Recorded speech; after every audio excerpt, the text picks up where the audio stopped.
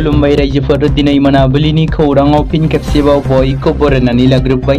दासिमनि खौरांफोरा जाबाय।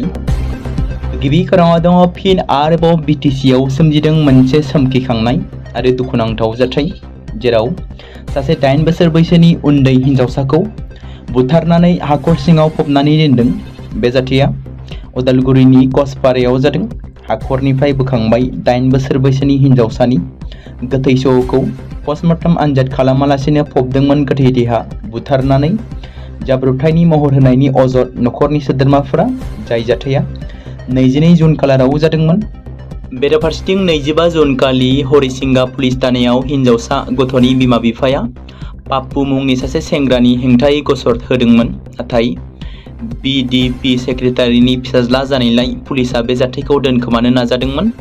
बे जाथाया ओनसोलाव दुखुनांनाय थासारि लाबोदों।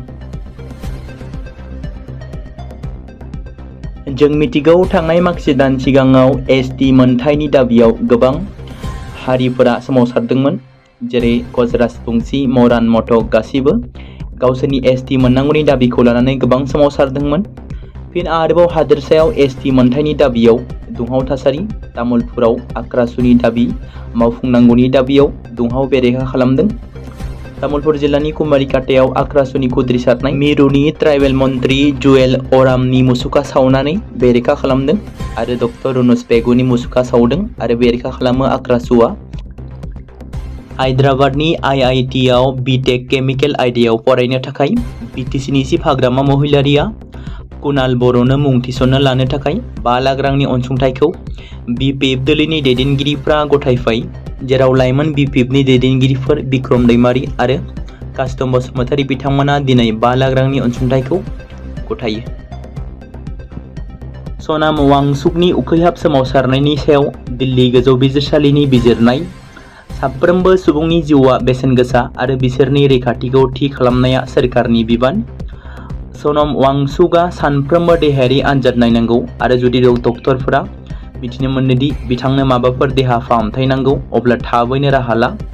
ओइसि मिरु सोलोंथाइ मन्त्रि धर्मेन्द्र प्रधाननि बिबान एंगारनायनि दाबिजों सनम वांचुकआ थांनाय 19 साननिफ्रायनो उखैहाब सोमावसारगासिनो दं। बिथांनि देहाया गोबां लोरबां थासारियाव फैबाय आरो बिथांनि लिरथाया दासिम एबा देहानि लिरथाया 9 किल'ग्रामसिम खमायबाय होनना मिथिनो मोन्दों। बे बिथिंखौ नोजोर बोनानै बेराफारसेथिं आथिखालनि लाइमोन आरो सोलोंथाइजों जेंना नुजाथिनायखौ लानानै सनाम वांचुकनि उखैहाब सोमावसारनाया 18 साननि आगान जानायखौ लानानै दुलाराय बर' फरायसा आफाद एबा एबसुआ दिल्लीनि जन्तर मन्तराव सनाम वांचुकनि उखैहाब सोमावसारनाय हाबाफारिनि सायाव नोजोर बोनानै खौरांगिरि मेल लादों, जेराव भारत सरकारनिसिम एबसुनि आफादगिरिनि खावलायहरनाय सनाम वांचुकजों गोजोनै सावरायनानै जेंनाखौ सुस्रांना होनांगौ। उखैहाब सोमावसारनायाव सनाम वांचुकआ देहायारि खैफोदाव गोग्लैयोब्ला बेनि दायनिगिरिया भारत सरकारनि जागोन होननानै एबसुआ बुंदों। बड'लेण्डआव थाबैनो सफैगोन अनला दाउ।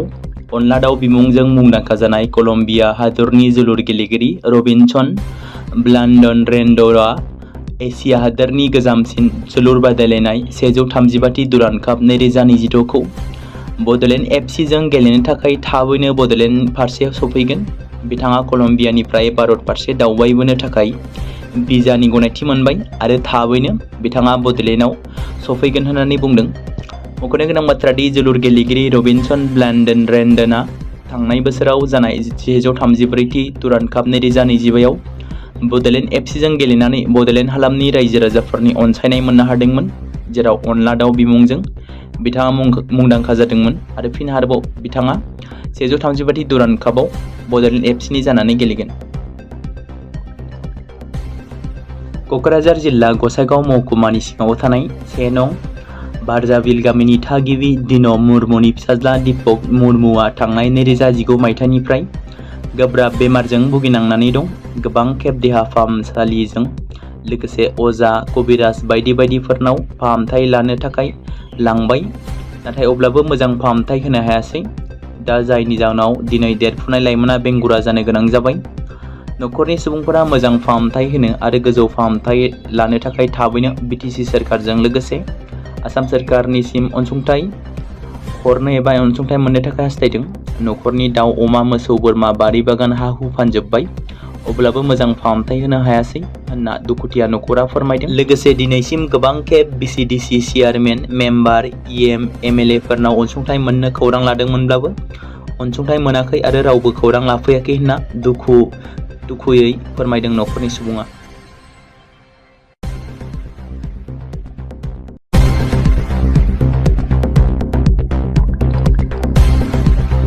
बे समाव मोनसे गोजोनथाव खौरां बाक्सा जिल्लानि बरमायाव थानाय रुरेल एकाडेमिया लानानै फैदों नोंथांमोननि थाखाय मोनसे गोजोनथाव खौरां।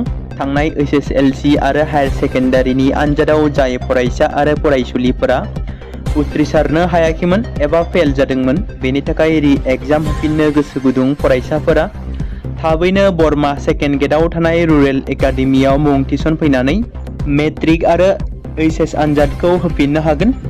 बेनि अनगायैबो जाय फरायसाफोरा थांनाय मेट्रिक आरो HS आनजादाव नांगौ बादि जौखोन्दो एबा मार्क्स लानानै उथ्रिसारनो हायाखैमोन, बिथांमोनाबो बे रुरेल एकाडेमियाव एडमिशन खालामफैनानै मार्क्स इमप्रुभमेन्ट खालामनो हागोन।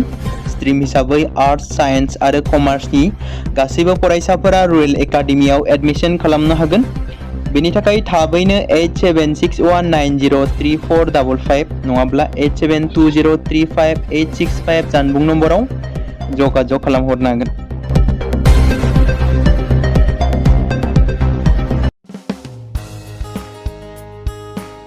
बे समाव मोनसे गोनां फोसावथाय बर' सावथुन नायनानै मोजां मोनग्रा गासै बर' रायजो राजाफोरनि गेजेराव लानानै फैदों मोनसे बर'नि OTT प्लेटफर्म गोनां, जाय प्लेटफर्मनि गेजेरजों नोंथांमोना बर'नि गोदान गोजाम सावथुनफोरखौ नुनो मोनगोन।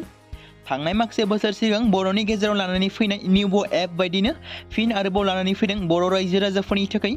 बे बाथ्राखौ मख'नाया गोनांदि 2025 मायथाइनि जानुवारि दानाव ओंखारनाय आंगो स्ट्रिम मुंनि मोनसे OTT प्लेटफर्म गोनां निउबो एपनि गेजेरजों नोंथांमोना गोबांथार बर'नि सावथुनफोर जेरै ट्रेजेडि, रमान्टिक, एक्शन आरो कमेडिजों बुंफबनाय सावथुनफोरखौ नुनो मोनगोन। जेरै सनानि नखर, थांखि गैयै समाज, अनसुला आफा, हिर', बिमा बायदि बाजै, अर, थैसाम, वान्टेड, संदान आरो रं नाम्बार बायदि सावथुनफोरा मख'जाथाव। बेफोर सावथुनफोरखौ नायनो थाखाय नोंथांमोना गिबियावनो आंगो स्ट्रिम एपखौ गावनि मबाइलाव थानाय प्ले स्ट'रनिफ्राय डाउनल'ड खालामनानै लोगोसे इनस्टल खालामनानै गावनि मबाइल नाम्बारजों लगइन खालामनानै लाग्रोनांगोन। बेनि उनाव नोंथांमोना गोबांथार नुनो मोनै सावथुनफोरखौ गुगोल पे, फन पे आरो पेटिएमजों रं नाम्बार सावथुनखौ नायनो थाखाय 60 रां आरो संदान सावथुनखौ नायनो थाखाय 80 रां, वान्टेड सावथुनखौ नायनो थाखाय 60 रां, थैसाम सावथुनखौ नायनो थाखाय 60 रां, बेबायदिनो गोबांथार नुनो मोनै सावथुनफोरखौ नायनो थाखाय सुबिदा खालामनानै होदों आंगो स्ट्रिम प्लेटफर्मा। फिन नोंथांमोननि गेजेराव फोरमायबावनो लादों बर' सावथुन नायनानै मोजां मोनग्रा गासै बर' रायजो राजाफोरनि गेजेराव लानानै फैदों मोनसे बर'नि OTT प्लेटफर्म गोनां, जाय प्लेटफर्मनि गेजेरजों नोंथांमोना बर'नि नुनो मोनै सावथुनफोर जेराव गोदान गोजाम सावथुनफोरखौ नुनो मोनगोन। बे बाथ्राखौ मख'नाया गोनांदि 2025 मायथाइनि जानुवारि दानाव दिहुनजानाय आंगो स्ट्रिम मुंनि मोनसे OTT प्लेटफर्म गोनां एपनि गेजेरजों नोंथांमोना गोबांथार बर'नि ट्रेजेडि, रमान्टिक, एक्शन आरो कमेडिजों बुंफबनाय सावथुनफोरखौ नुनो मोनगोन। जेरै रं नाम्बार, संदान, वान्टेड, थैसाम, अर, बिमा बायदि बाजै, हिर', अनसुला आफा, थांखि गैयै समाज, सनानि नखर बायदि बायदि सावथुनफ्रा मख'जाथाव। बेफोर सावथुनफोरखौ नायनो थाखाय नोंथांमोना गिबियावनो आंगो स्ट्रिम एपखौ गावनि मबाइलाव थाखानाय प्ले स्ट'रनिफ्राय इनस्टल खालामनानै गावनि मबाइल नाम्बारजों लगइन खालामखांनायनि उनाव नोंथांमोना गोबांथार नुनो मोनै सावथुनफोरखौ गुगोल पे, फन पे आरो पेटिएमजों रं नाम्बार सावथुनखौ नायनो थाखाय 60 रां, संदान सावथुनखौ नायनो थाखाय 80 रां, वान्टेड सावथुनखौ नायनो थाखाय 60 रां, थैसाम सावथुनखौ नायनो थाखाय 60 रां, बेफोरबायदिनो अर सावथुनखौ नायनो थाखाय 60 रां पे खालामनांगोन। बेबायदिनो गोबांथार नुनो मोनै बर' सावथुनफोरखौ नायनो थाखाय सुबिदा खालामनानै होदों आंगो स्ट्रिम प्लेटफर्मा। बे समाव मोनसे गोजोनथाव खौरां क'क्राझार जिल्लानि सिङाव थानाय बड'लेण्ड एकाडेमि सिनियर सेकेन्डारि स्कुला लानानै फैदों BTC हालामनि थाखाय मोनसे गोजोनथाव खौरां। 2026 आरो 2027 सोलोंथाइ बोसोरनि थाखाय क'क्राझार तिनिआलिनि हल्टुगाव आउटपस्टआव थानाय बड'लेण्ड एकाडेमि सिनियर सेकेन्डारि स्कुला फार्स्ट इयारनि थाखाय प्रि एडमिशन एबा जेबो बेसेन होनाङालासे मुं थिसननाय आरो फर्म गथायनाया दासान्दि सोलिगासिनो दङ आरो बेनि गेजेराव देग्लायनि मेट्रिक आनजादाव 100आव 75 जौखोन्दोनि गोजौआव जौखोन्दो लानानै उथ्रिसार जानो हानाय साबा फरायसा एबा बिजाथिफोरनि थाखाय आबुङै जेबो बेसेन होनाङालासे मुं थिसननो आरो फरायनो थाखाय खाबु होनाय जादों। आरो बेनि अनगायैबो बोसोरै फरायसा आरो फरायसुलिफोरखौ लानानै EBS ट्रिप एबा सोलोंथायारि दावबायनायखौ लानाय जायो। मख'जाथावदि बे बड'लेण्ड एकाडेमि सिनियर सेकेन्डारि स्कुलाव आर्ट्स स्ट्रिमनि थाखाय आयदा हिसाबै इंलिश ML बड', political science education, history, economics, advance बड' गासैबो आयदाखौ मोननो हागोन आरो बे सेकेन्डारि स्कुलाव इंराजि आरो बर' बिजोङा थागोन। मोजां सोलोंथाइ लानायनि अनगायैबो बड'लेण्ड एकाडेमि सिनियर सेकेन्डारि स्कुलाव उफ्रा सोलोंथाइ हिसाबै इनभारमेन्ट फिल्ड स्टाडि बायदिखौ लानानै सोलोंथाइ लानो हागोन। बेनि अनगायैबो बे फरायसालियाव हौवासा आरो हिन्जावसाफोरनि थाखाय आलादा आलादायै हस्टेलनि खाबुफोर होनाय जादों। बेनि थाखाय नोंथांमोना आबुङै मिथिबावनो थाखाय एबा थोंजोङै फोनांजाब खालामहर 9101488399 जानबुं नम्बराव।